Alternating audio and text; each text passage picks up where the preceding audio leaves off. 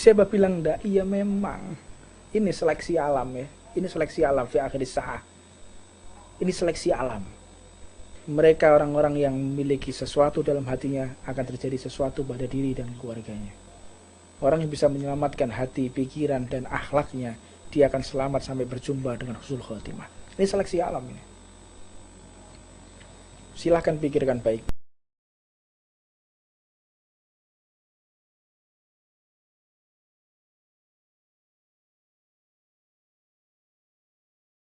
Wujud kidam baqa mukhalafatul lil hawadisi qiyamuhu binafsihi wahdaniyat kudrati. Ya memang, yang namanya virus ini makhluknya Allah, ciptaan Allah, tidak bisa menyebar kecuali izin Allah. Memang. Siapa bilang enggak? Iya memang. Ini seleksi alam ya. Ini seleksi alam fi akhir sa'ah.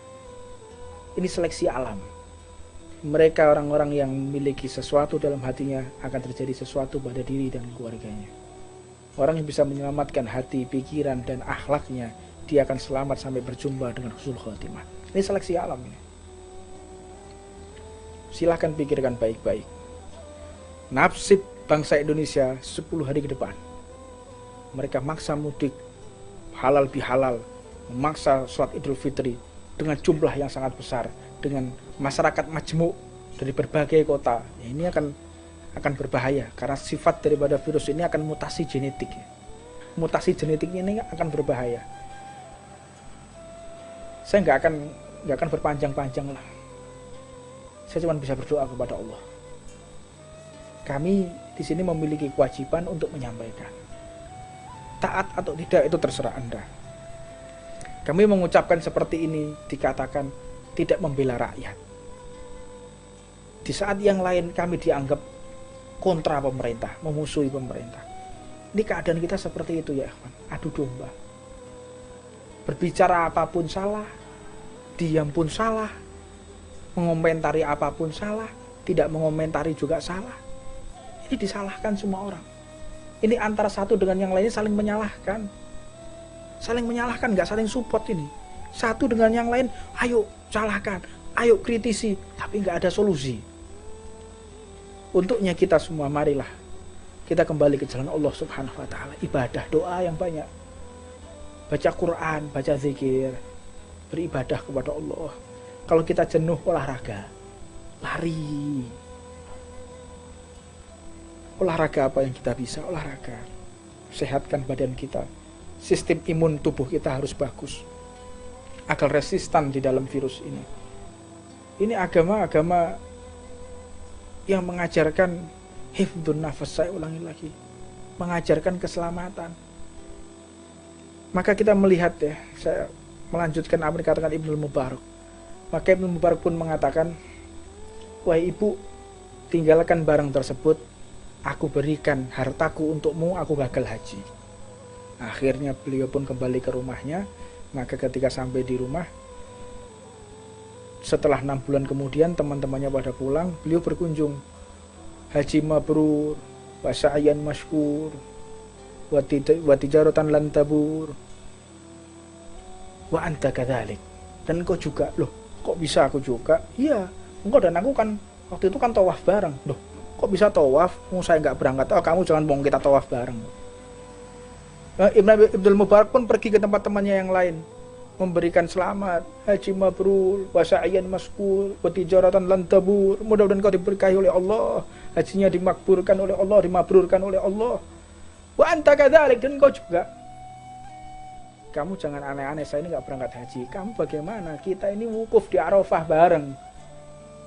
Kaget Ibnu Mubarak. Tadi mengatakan tawaf bareng saya, ini wukuf di Arafah. Jalan lagi. Sampai akhirnya beliau ke teman yang lain mengatakan, itu juga haji mabrur, wa sa'yan masykur, wa tijaratan lan tabur. Mudah-mudahan hajimu dikabulkan oleh Allah. Wa anta kadzalika, temannya. Loh, saya nggak berangkat haji, kamu jangan aneh-aneh, kita limpar jumroh bareng kok. Semakin bergetar hati Imam Ibnu Mubarak.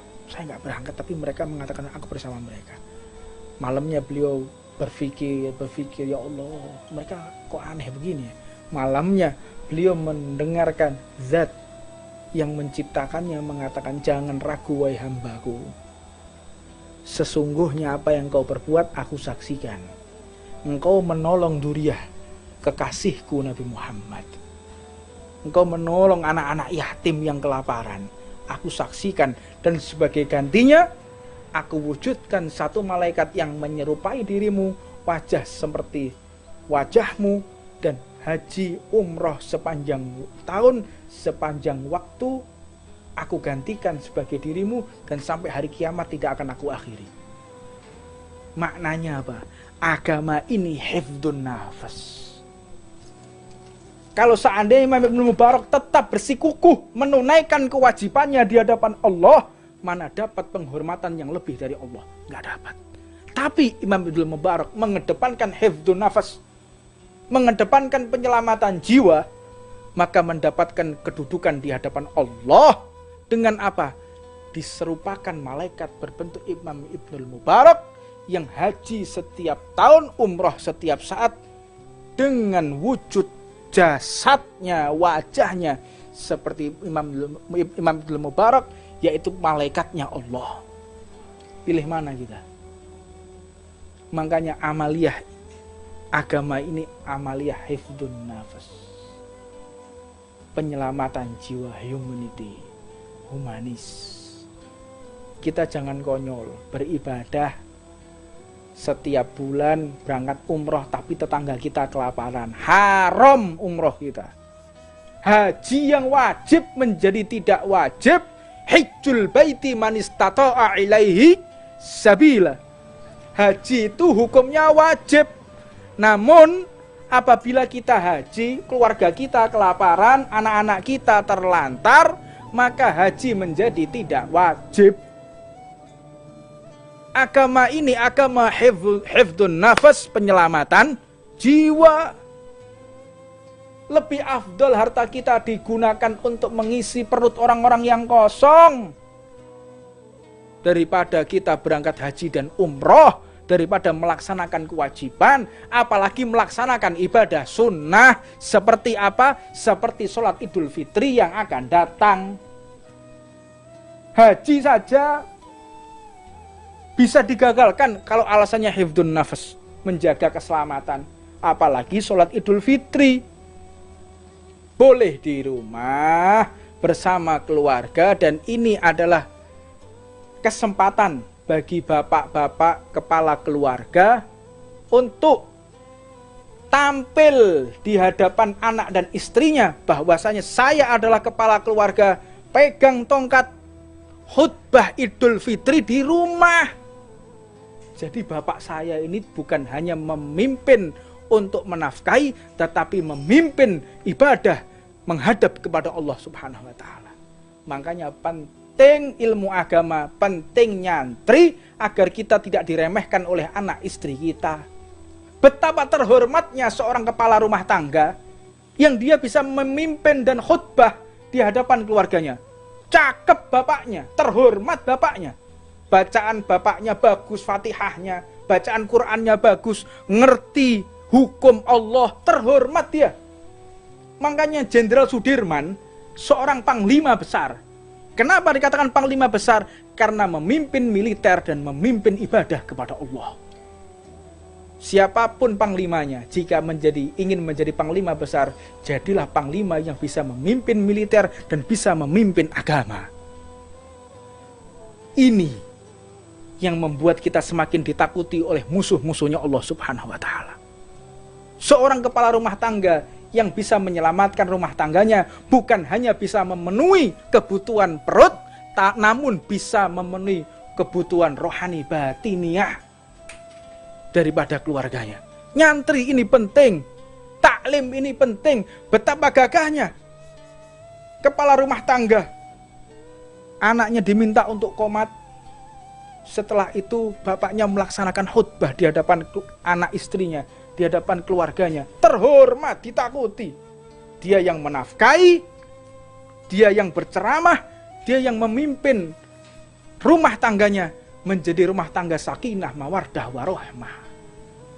Keagungan ilmunya Rasulullah Shallallahu Alaihi Wasallam. Makanya jangan kosongan. Jadi kepala rumah tangga jangan kosongan. Isi rumah tangga kita dengan ilmunya Rasulullah. Ajari anak-anak kita mengenal Rasulullah. Dan jangan lupa isi diri kita dengan ilmu Nabi Muhammad. Jika kita sudah merasa gagal, saya sudah sulit menjadi imam rumah tangga kita, anak kita jangan sampai gagal. Putra kita jangan sampai gagal. Kita kan malu kalau tidak bisa mengimami sholat. Jangan sampai anak kita malu seperti kita tidak bisa memimpin sholat di rumah tangganya. Imam Syafi'i mengatakan, pedihnya menuntut ilmu, sengsaranya menuntut ilmu tidak sebanding dengan sengsaranya malu di dalam kebodohan menuntut ilmu agama. Kita menuntut ilmu agama, sengsara, pedih, taap, kena gatal-gatal, pisah dengan orang tua, wah sumpek. Tapi tidak sebanding dengan siksanya orang yang bodoh di hadapan keluarganya yang nggak ngerti ilmu agama. Malu. Apalagi udah masanya tarawih, bapak yang imami tarawih ya bapaknya nggak bisa baca sholat, baca Quran nggak hafal, tajwidnya nggak bagus. Ada saran seperti ini, bapaklah nanti yang menjadi sholat imam sholat Idul Fitri, bapaknya nggak ngerti, apa nggak malu, nggak menyesal? Kalau kita sudah terlanjur nggak bisa memimpin sholat Idul Fitri, maka jangan sampai anak kita merasakan malu seperti kita. Bekali anak-anak kita dengan ilmunya Rasulullah Shallallahu Alaihi Wasallam. Mudah-mudahan pesan ini sampai ke seluruh Nusantara. Pesan ini didengar oleh semua orang. Hifdun nafas segala-galanya. Penjagaan nyawa segala-galanya. Bukan hanya untuk umat Islam. Seluruh umat beragama. Seluruh umat manusia harus diselamatkan. Kita sholat Allahu Akbar. Itu ada orang Nasrani lagi tenggelam. Batalkan sholat kita. Tolong orang Nasrani itu. Ini agama kita seperti itu. Bukan itu harus orang Islam apa? Enggak seperti itu agama. Kecuali ada 3 golongan orang. Yang pertama, tarkus sholat. Orang yang meninggalkan sholat. Boleh orang ini dibiarkan kelaparan, boleh orang ini dibiarkan tenggelam, boleh orang ini untuk tidak dihiraukan. Boleh. Siapa mereka? Tarkus sholat. Mereka meninggalkan sholat. Bahkan di dalam kitabnya Takritotus Sadidah, di dalam bab khusus masalah tarkus sholat, orang yang meninggalkan sholat ini haram jenazahnya untuk disolati, haram jenazahnya untuk dikafani, bahkan haram jenazahnya dimakamkan di pemakaman orang Islam. Ini bukan untuk diterapkan, tapi biar kalian tahu seperti itu hukumnya.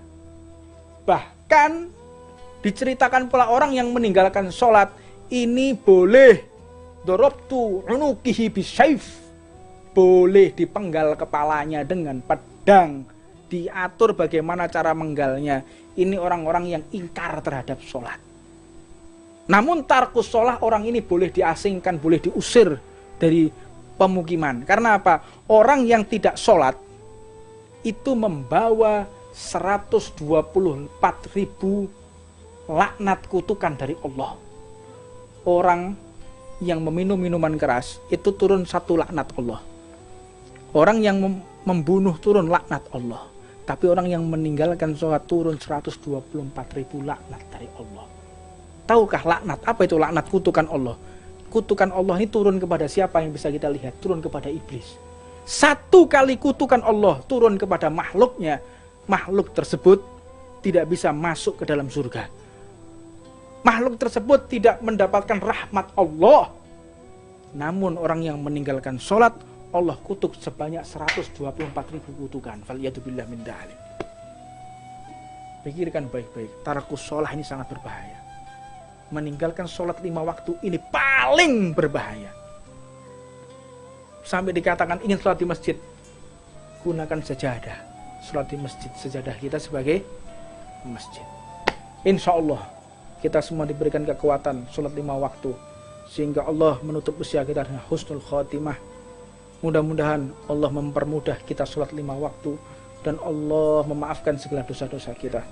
Wa ma kunna muhlikil qura illa wa ahluha dzalimun. Tidak ada yang namanya musibah kecuali orang-orang bermaksiat kepada Allah Subhanahu wa taala. Angka kemaksiatan tinggi, muncullah wabah ini. Mari kita bertaubat, dengan sendirinya wabah ini akan hilang insyaallah. Tapi kalau tidak, semua akan merasa tertampar dengan wabah ini. Wallahu a'lam. Rabbana atina fid dunya hasanah wa fil akhirati hasanah wa qina adzabannar. Wa 'alam mana wa sayyidina al-habib Umar Muhammad sallallahu alaihi wa 'alam habibana Ahmad jamta wa barakatuh wa 'alam syekhuna wala wa 'alam mana auliya tis'a wala wa 'alam mana wa sayyidina mahsusan sayyidina Muhammad bin Sallallahu alaihi Ahmad rahmatullah wa sayyidina Syekh Jaluddin wa sayyidina Maulana Ishaq wa sayyidina Imam Al-Habib Abdul Qadir wa Durus Zakah wa 'alam mana Hashim Asy'ari wa 'alam mana wa Hasbullah wa 'alam mana wa Syekhuna Khalid bin Abdul Latif Bangkalan wa 'alam mana masyayikhuna wa jami'il qiyayat wa jami'il muhadditsin mufassirin wa 'alam mana wa ijadil ghaib wa 'alam mana qutbuz zaman wa 'alam mana sadatina sufiyah aina ma kanu wa alwah min syarri ila ghaibiha wa 'alam mana ma jami'a awliya illah wa ila hadratin nabi Muhammadin sallallahu alaihi wasallam sidil Fatihah.